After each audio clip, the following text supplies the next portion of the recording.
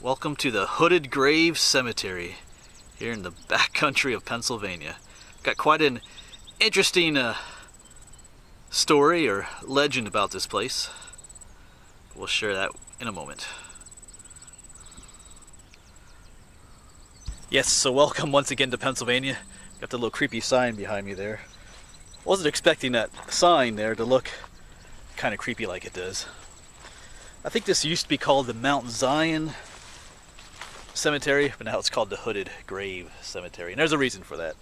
But anyway, yeah, the other night I was doing some research on, every now and then I like to do some haunted stories, like you know, and I was seeing if there was any vampire stories here in Pennsylvania, and this cemetery popped up in my research, so kind of interesting. I had heard of, and when I came upon some of the research for this cemetery, it sprung some memories, I guess you could say, in my mind. I had watched some other videos about this place, but we're here for ourselves today. So here's a quick view of the cemetery. Just a small little one. And that is not a church back there, that is someone's house right next to this cemetery. But the graves of interest are right there in the middle. There's one right there in the middle, has like a cage over it. And there's another caged one over there. Quite the unique type of burial. Caged burials, they're called. You can clearly see the one right here.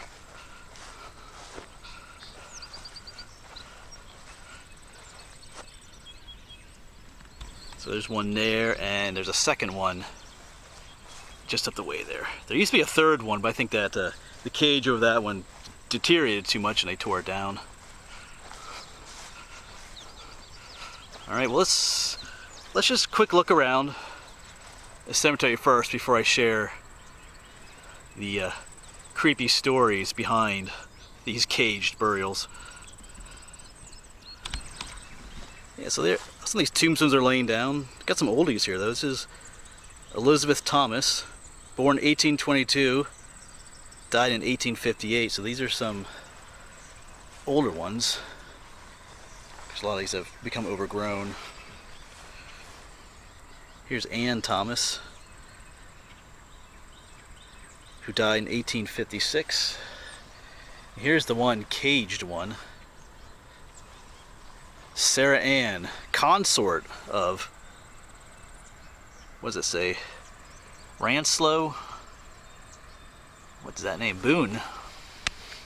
Looks like she died in 1852. Only 22 years old. Consorts, they probably were not married. There's another look at that cage over Sarah's burial plot there. They are quite, you know, the ornate little, well not little, but wrought iron, I guess, cages, pretty sturdy.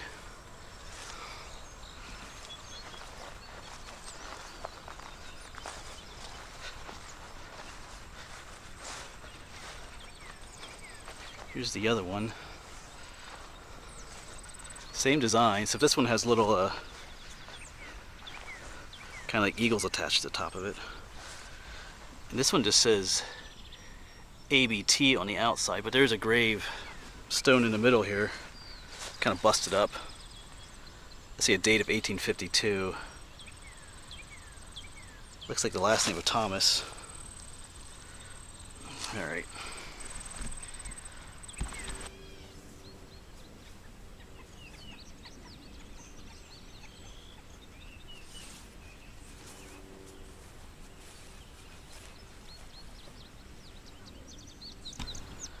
They are unique. I know I've never seen these anywhere else. And I don't know that they occur anywhere else in Pennsylvania, actually, from what I've read.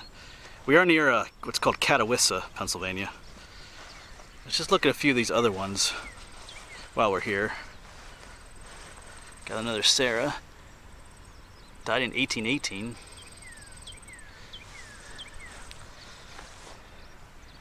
Yeah, some of these don't say too much.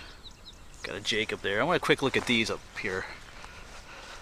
I know some of you like when I look at the tombstones, and I know some of you don't, but I kind of like to just see all who's here. Looks like this one's broken. Here we got another Jacob. I say 18. There's an older date up there. All right, let's quick go over here.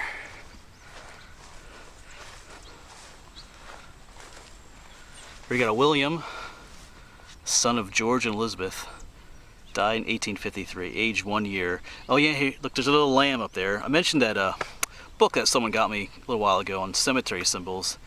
And when you see a little lamb, it usually means it was a child. And if you look at the years, yep, only 1 year old. Here's one with a flower. Symbols, looks like Elizabeth. Died in 1858. She was only 20 years old. And the flower is in full bloom. And if I remember from that book, that means she died in the full bloom of life. She was only 20 years old. Alright, I'm going to set you down on the tripod and we're going to talk a little bit about these caged burials and some of the legends behind them.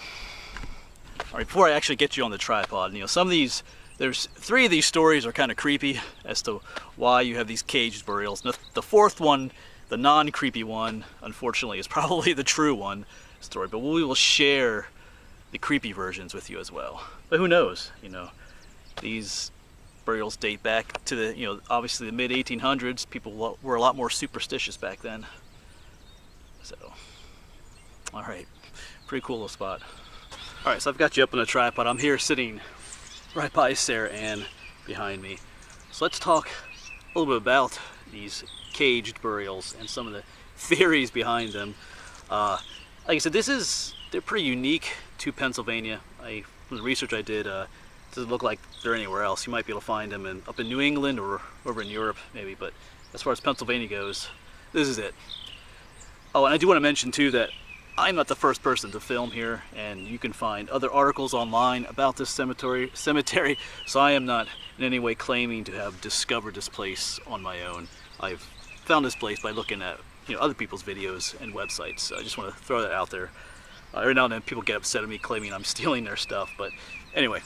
Alright, so yeah, caged. Why would you put a wrought iron cage over someone's burial site?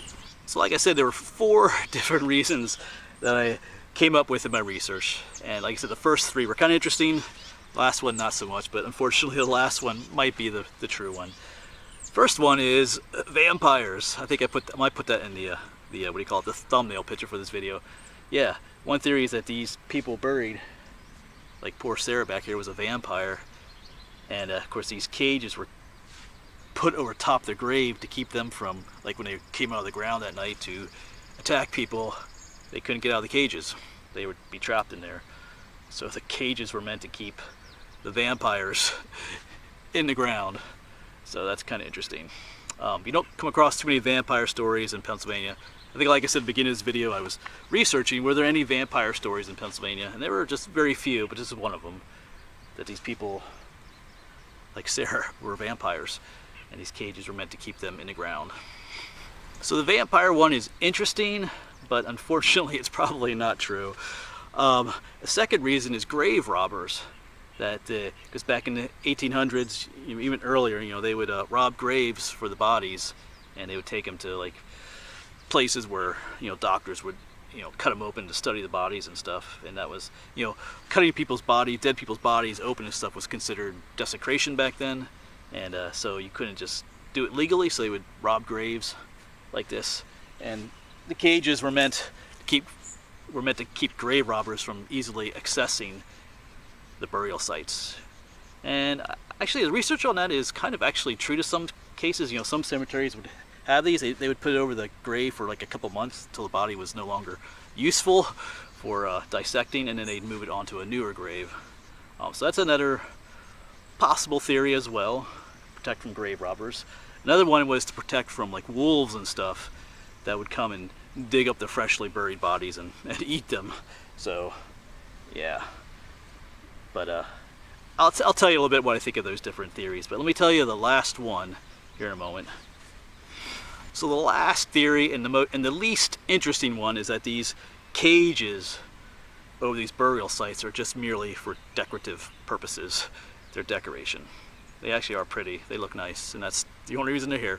So that's the fourth and probably the most plausible explanation. Yeah, so stories of vampires and grave robbers and wolves and all that kind of stuff make for great stories, but probably in this case, these cages are just for decorative use. This is near Catawissa, Pennsylvania, kind of in the middle of nowhere. I don't really know that this would be a prime area for grave robbing back in the day. And if it was so common for wolves to dig up burial sites, I think you'd see these cages a lot more commonly in places like this. And as far as vampires go, it would make a cool story, but most likely not true. I don't really know that a cage like that would keep a vampire out anyway. I'm not really sure how deep. The cage is probably just sitting right on top. I think if a vampire wanted to get out of this cage, it could. That is if you even believe in vampires. But as you can see, they are quite decorative though. With like the little eagles on top. They're quite pretty. And they've seen some damage over the years. Looks like people have bent the wires and stuff.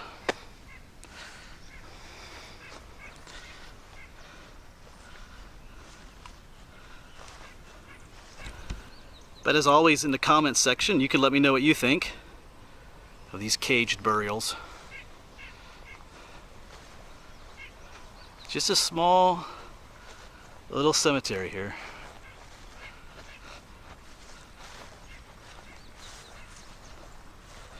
At least somewhat maintained. And if you are interested in visiting this place, right there is the junction of Apple Drive and Longwood Road. And Apple Drive takes you to Route 487. And like I said, we are just south of Catawissa here in Pennsylvania. And as you can see, the cemetery is right up here. There's that house back there. I kind of pulled up this little, I don't know if that's part of the cemetery land or not, but there's a little driveway on the other side, but it's marked private drive because there's, I guess, a private residence up there. So if you do come here, just be respectful of not just the cemetery, but the people who live in the house over there as well. So don't come here and do stupid stuff. But it is an interesting place to visit. Alright, I'm going to walk around just a little bit more on my own, take a few more pictures, and I'll get back with you. Alright, so like I said, interesting spot. It would have been cooler if the ambiance of the place was a little different. We are right next to the road and a private residence, but if these caged burials were like out in an abandoned cemetery out in the middle of the woods, or somewhere like that, it would be a lot more creepy. It would have that more creepy vibe, but it is a well-maintained cemetery for the most part, with houses and fields all around. So, but still a cool location. I've definitely never seen caged grave sites like that before. So, all right, gonna be a hot day. I'm gonna try and get some hiking in here as well, as long as I don't melt. It's been horribly hot. It was like 95 degrees yesterday, and not so bad at the moment right now. Anyway, that has nothing to do with this video, so I will say goodbye to you here once again. Thanks for watching, and once again, if you do come here, just please be respectful of the place. That way the place stays open for other people to visit as well. People come here and damage stuff and do stupid stuff, then yeah, it ruins it for everybody. Alright, thanks for watching. I'll see you around.